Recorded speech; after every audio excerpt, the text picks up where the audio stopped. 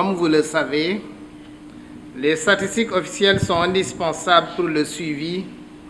des politiques et programmes d'un pays ainsi que sa marche vers le développement. Cependant, elles ne peuvent être produites avec qualité et efficience sans une bonne planification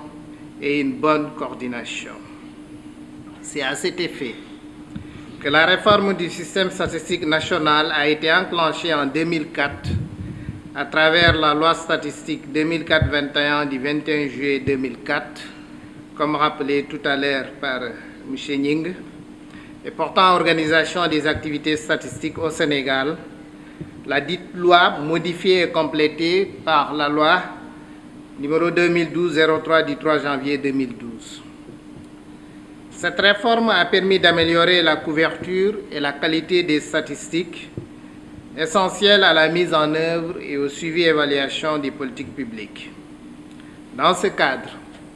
le système statistique national a élaboré 4 documents de stratégie nationale de développement de la statistique afin d'œuvrer au renforcement de la production des statistiques de qualité répondant aux besoins des utilisateurs. Quelques informations sur le processus de la révision de la loi statistique, comme annoncé par le directeur général de l'ANSD dans son mot d'ouverture, mais surtout également partager l'étude, la préparation de l'étude sur la rationalisation des structures du système statistique national et la centralisation des ressources humaines du système statistique national. Il s'agit de 2 présentations qui sont condensées et qui nous permettent d'avoir ce plan suivant,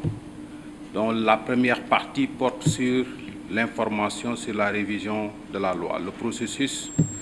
de révision de la loi, et la deuxième partie concerne la rationalisation des structures. Et pour la révision de la loi, nous allons parler des raisons qui fondent cette proposition de nouvelle loi, mais surtout le processus de révision de la loi statistique et les différents changements qui ont été apportés par rapport à la loi statistique de 2004. S'agissant maintenant de la rationalisation des structures du système statistique national et de la centralisation des ressources humaines, nous allons parler du contexte dans lequel cette étude sera menée, les objectifs qui sont visés, les activités qui sont prévues,